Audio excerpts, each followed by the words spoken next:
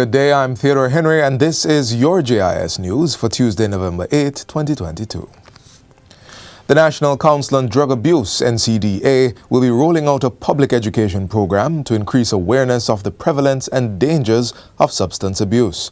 The campaign is among other actions to be taken from the outcome of the May 2022 Rapid Situation Assessment on Substance Use and Urgent Issues in Secondary Schools. The study has shown a shift in the consumption habits of teen users to include psychoactive substances such as Molly. Research analyst at the NCDA, Uki Atkinson, says a national drug prevalence survey will also be rolled out early next year. We want to be able to look and see what is literally happening across the island in terms of the prevalence and practices and patterns of substance use. The last one showed that alcohol, tobacco and cannabis were the main substances being used. But now we can look post-COVID, what is the circumstance? Because we do know that COVID did have an impact on substance use as well. Ms. Atkinson was speaking on JIS's Current Affairs program, Get the Facts. She says data from the Rapid Assessment Study has been shared with the Ministries of Health and Education, the National Security Council, faith-based organizations, civil society, and academia. She concludes that the situation requires all partners on board to articulate strategies that will address the emerging trend of substance abuse.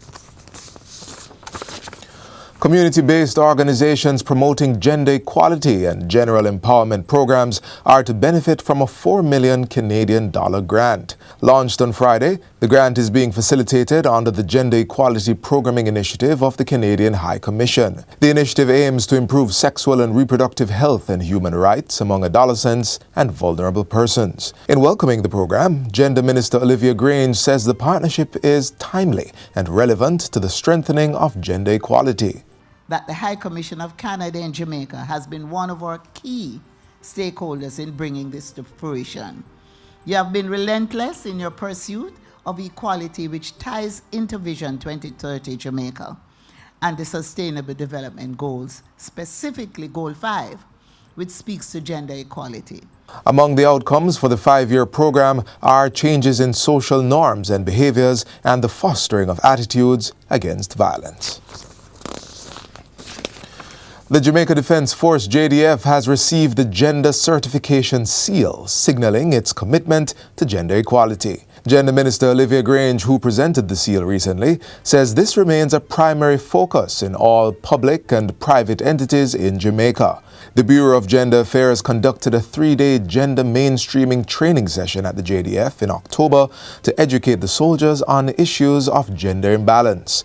15 officers were presented with gender focal point certificates. The government, through me as the minister,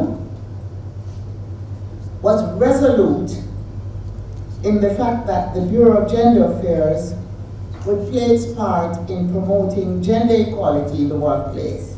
The empowerment of both our women and our men is an integral mandate of the government of Jamaica, a mission which is spearheaded by my ministry, the Ministry of Culture, Gender, Entertainment and Sport. Minister Grange says the Bureau has conducted 38 gender mainstreaming sessions since 2021, mainly virtually, which have reached 620 public and private sector workers. More of Jamaica's coastal waters will soon be dedicated to the preservation of the country's fish stock. Minister of Agriculture and Fisheries, Pernell Charles Jr., made the announcement during a recent ceremony at James Bond Beach in Oracabessa. The event marked the completion of the Oracabessa Marine Trust's Reef Restoration Project. It was funded by a $17,000 grant from the U.S. Department of State's Bureau of Oceans and International Environment and Scientific Affairs. We provided $40 million to our fish sanctuary management partners to continue the needed support. We anticipate that in this fiscal year, another 2% of our coastal waters will be designated as fish sanctuaries to bring the total up to 17,000 hectares. Minister Charles Jr. says the Reef Restoration Project is in line with the ministry's biodiversity plans. And finally, Jamaica's National Identification System, NIDS, program has been awarded for the level of deliverables achieved for 2021 by the Inter-American Development Bank, IDB. The project copped the top awards for both Planning Accuracy 2021 and the Best Performing Project Executing Unit 2021 for the implementation of NIDS for economic growth. Program Director of NIDS, Dr. Warren Vernon, says the recognition is encouraging and a motivation for the team. In the entire country, the entire IDB portfolio for Jamaica, we won the first place award. And the IDB came up with the award to really recognize, project executing units that are delivering. And not only delivering, but they are, would have overcome several challenges. The NIDS Project Implementing Unit, which is based at the Office of the Prime Minister, had to overcome several challenges, such as the 2019 Supreme Court ruling against the former NIDS Act and operating during a pandemic. Dr. Vernon says the team successfully pivoted to lay the groundwork for a new national identification and registration policy and a new legislation that is aligned with the Supreme Court's ruling. And that's it for JIS News Today. I'm Theodore Henry. Thanks for watching.